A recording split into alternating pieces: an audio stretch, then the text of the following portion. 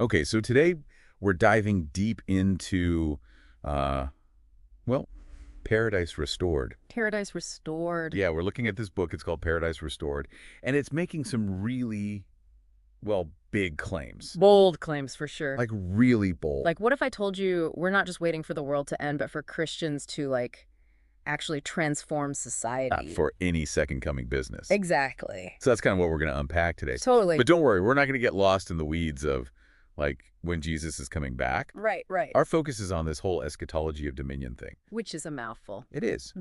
Basically, it's about how Christians can really impact the world, like right now. Make it better. Not just survive, but thrive. The book jumps right into what it sees as a problem, this eschatology of defeat. Oh, yeah. It's like, why polish the brass on a sinking ship kind of thing. Exactly.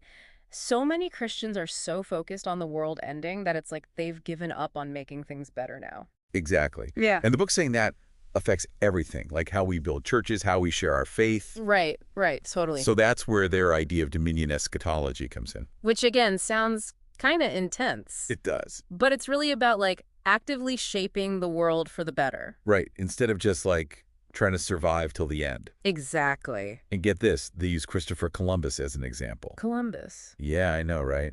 What's he got to do with any of this? Well, they're saying he wasn't just like some explorer looking for spices. Okay. He was driven by this idea of, like, expanding God's kingdom. Interesting. So, spreading the gospel, bringing people to Christ. Exactly. It's a different way of looking at history. For sure. But it gets their point across, right? Like, we're not supposed to just sit around and wait for the world to end. Right. We're supposed to be out there making it a better place. Okay. I'm with you. So how do they say this whole dominion eschatology thing works? Well, they dig into the Bible. Makes sense. But, and here's the kicker, not just Revelation. Really? Yeah, they focus a lot on the Old Testament, Okay. like especially the Psalms. Interesting. I don't usually think of the Psalms as, like, an action movie. Right. But they can be pretty intense. Yeah, like conquering, subduing nations. You don't hear about that in Sunday school. Right. There's this one line, Psalm 47, he subdues peoples under us and nations under our feet. I mean, come on. Wow. Okay. That's something else. And that ties into their argument that God wants us to have a real impact in the world. Right. To actually have influence. I'm following.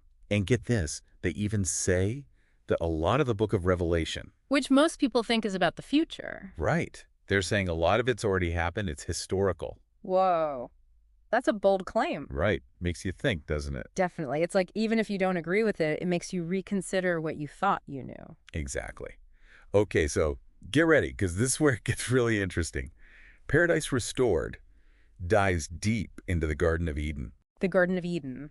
But not like, the Adam and Eve apple snake thing? Well, yeah, kind of, but they're not just focusing on the fall. Okay. They say those descriptions of Eden, the gems, the rivers, the plants. Yeah, super specific, right? Right. They're not just poetic details, they're clues to how God wants to restore the world. Restore it to, like, a state of blessing. Exactly.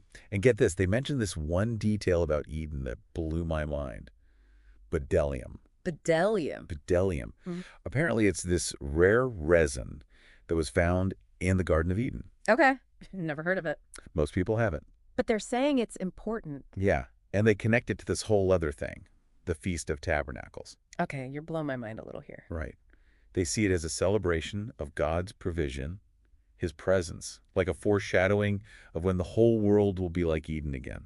So it's not all doom and gloom. No. There's joy, there's abundance. It's like they're saying, yeah, the world's a mess. Which it is. Totally. Yeah. But that doesn't mean it's game over. They call it the already not yet tension. Already not yet. I like that. We're living in the already, the world's broken, but we're also living in the not yet, the promise of God putting everything right again. Gotcha. So how does that relate to us, like, right now? Well, they use this great analogy. Think about your own growth as a Christian. Okay. We mess up, we have setbacks. Yeah, all the time. But that doesn't mean we give up on trying to be more like Christ. Right. It's a process. Exactly. We keep growing, keep learning, and Paradise Restored is saying that same thing applies to society as a whole. Okay, so just because things are bad now. Doesn't mean they'll always be this way. And they've got a Bible verse for that, don't they? Oh, yeah. And it's a good one. How much more will the Lord of the universe bring his purposes to pass? Like, just let that sink in for a minute. Wow, yeah, that's powerful. It's both logical and emotional at the same time. You know, it gives you hope. It does. So we've covered a lot, but if even a little of this is true. It's like we always talk about the Garden of Eden, like it's this, like, warning sign, right? Right, like don't do what they did. Exactly. But this book, Paradise Restored, it's like they're saying, hold on, there's more to the story. Right. It's not just about the fall. It's like a blueprint. Like this is how God wants the world to be eventually. And they keep coming back to that bedelium thing. Oh, yeah, the Beltlium. Which, side note, how many of us even knew that was a thing before this? Seriously, but they connect it to the Feast of Tabernacles, right? Right. Which, again, not exactly something we talk about every day. No, not really. But they're saying it was all about celebrating God's provision, his presence, like a taste of that restored Eden. So even though things are, let's face it, kind of a mess right now. Kind of. Okay, a huge mess. But it's like they're saying don't lose hope. That already not yet thing is huge. It is. It's like, yeah, things are bad, BUT. But they're going to be amazing. And it's not just some pie-in-the-sky promise. They tie it back to us, like personally. Right, like with the whole Christian growth thing. Totally. We're all works in progress, am I right? Always. We mess up, we face challenges, but we don't just give up on being more like Jesus. Exactly. We keep going, keep learning. And they're saying it's the same deal for, like, society as a whole. God can take the mess and make it beautiful. Yeah. It's like that proverb, the wealth of the sinner is stored up for the just. Whoa. Okay, that's impressive. Even the stuff that seems bad, God can use it. So God's in control, even when it doesn't feel like it. But how do we get from, like, here to Paradise Restored? What's their roadmap? Well, this is where it gets really wild. They look at Revelation, right? End of the world, all that. Which most of us, that's how we read it. Right. But they're saying it's mostly historical, like it already happened. Wait, seriously? Yeah, they even say the beast of Revelation. The beast? Yeah, like the Antichrist figure. They're saying it was Nero, the Roman emperor. Nero? How do they even? Numerology, all sorts of stuff. It's a whole thing. Okay, I gotta admit, that's pretty out there. But even if you don't buy it, it makes you think about Revelation differently. Totally. Like maybe it's not just about the future, but about the same struggles happening throughout history. Good versus evil, all that. So if Revelation is about Rome, what's that got to do with dominion eschatology? Well, they're saying the early church understood something crucial, like Jesus is Lord, not Caesar. So it wasn't just about religious freedom, it was about, like, who's really in charge? Exactly. And we need that same mindset today. It's not enough to just, like, be a Christian on Sundays. Right, it's got to affect everything. Yes. Politics, work, everything. They're saying there's no neutrality. You're either living for Christ or not. Okay, that's pretty intense. So do they really think we can create a perfect world?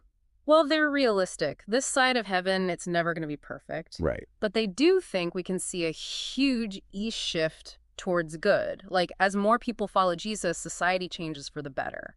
So what does that look like? Like, give me some concrete examples. Well, they talk a lot about the church being the church. And I don't mean just, like, going to potlucks. Right, not just showing up. Exactly. They're talking about strong leadership, discipleship, really equipping people to live out their faith. So being involved in the world, making a difference. And they keep going back to the early church, right? They faced persecution, but they changed Rome from the inside out. So they're saying, if they could do it.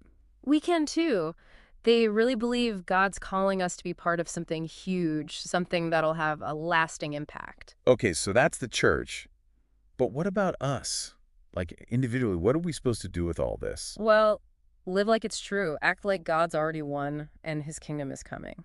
That's easier said than done some days. For sure. And they don't shy away from that. It's going to be hard. There's going to be opposition. But the victory's already won. Exactly.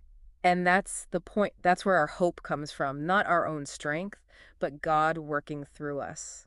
Okay, so we've talked about the church, about individuals. Oh. But they take it even further, right? Like into politics and stuff. Oh, yeah, they don't hold back. They're like, Christians need to be involved in every area of life. They even talk about, like, biblical law as the foundation for government. Yeah, that's definitely a hot button issue. Say's the least. But it comes from this belief that God's standards are the best way for society to work. So it's not about, like, forcing people into some kind of religious thing. No, it's more like, as people experience God, their values change, and that affects everything, including government. But let's be real, the world seems so far from that. Do they really think this is possible? Like in our lifetime. They do. And they point back to, guess what? Rome. If God could turn around the Roman Empire, which was, let's be honest, pretty messed up. To put it mildly. Exactly. They're saying nothing's impossible for God. So it's not about escaping the world, it's about engaging it, being part of the solution. Exactly. They use this image of the holy mountain expanding, like taking over the whole world. Okay, I like that visual. Right. God's kingdom spreading everywhere. So with all this talk about building God's kingdom now, what about the second coming? Does that even matter anymore? It totally matters, but they see it as the climax, Yeah. the grand finale. So we're not just waiting around twiddling our thumbs. No way. We're working towards that victory, and the second coming is like the celebration when it all comes together. Okay, that makes sense. But it's still a lot to take in. This whole dominion eschatology thing, it's pretty intense. It is. But Paradise Restored, they don't sugarcoat it. There's going to be opposition. There's going to be hard work. What is worth it? They say it is. Because it's not about us. Ultimately, it's about God working through us. And that's where the hope is. You know, it's like they took all these different pieces, the Garden of Eden, the Feast of Tabernacles, Revelation, and somehow it all fits together. Right. It's like a puzzle, and they're showing us the bigger picture. And it all points back to this idea that God is winning. Like, right now. Not just in the future, but like here and now. And that we're not just watching from the sidelines. Exactly. They even use that image of like binding the strong man. Right. Like Jesus already defeated Satan, but the battle's still going on. And we're in it. The church is like an army, they say. Fighting for God's kingdom. Yeah. But it's not just about, like, spiritual warfare stuff, right? No, they're very specific about that. Christians need to be involved in everything, politics, economics, education, you name it. They even say we should be working towards biblical law as the foundation of government. Yeah, I gotta admit, that one threw me for a loop. Biblical law Yeah. in government. That's ambitious, to say the least. It's definitely a bold statement, but they're not talking about like forcing people to follow religious rules. Okay, good, because that's not really how this works. Right. It's more like as people's hearts change, as they follow Jesus, it naturally affects how they live, how they see the world, how they think society should be run. So it's about changing hearts first, and then the rest will follow. That's the idea. Okay, I can get behind that. But let's be real, the world right now, it feels a long way from, like, biblical law. Do they really think that's possible? They do. And they keep coming back to that Roman Empire example. If God could turn that around, a culture that was all about power and, well, everything that's the opposite of Jesus. They're saying he can do it again. Exactly. They're basically saying don't underestimate God. So it all boils down to faith, then. Believing that God can do what he says he can do. And acting on that belief. Not just sitting back and waiting, but getting our hands dirty, being part of the solution. It's a lot to process. This whole Paradise Restored thing, it's pretty mind-blowing. It is. But it's also hopeful, don't you think? Oh, absolutely. It's like, yeah, the world's a mess, but God's got this. And he wants us to be part of making things right. Exactly. And that's something worth fighting for. It really is. Well, folks, we've covered a lot of ground in this deep dive. We've talked about the problem, the solution, the biblical basis, the role of the church, and even touched on some pretty controversial topics like the role of government. But ultimately, Paradise Restored leaves us with a challenge to live like we actually believe God is going to win. To put our faith into action and be part of building that Paradise Restored right here, right now. Not just for ourselves, but for everyone. And on that note, we'll leave you to ponder that. Thanks for joining us on this deep dive. And until next time, keep seeking, keep questioning, and keep wrestling with these big ideas, because that's how we grow, and that's how we make a difference in the world.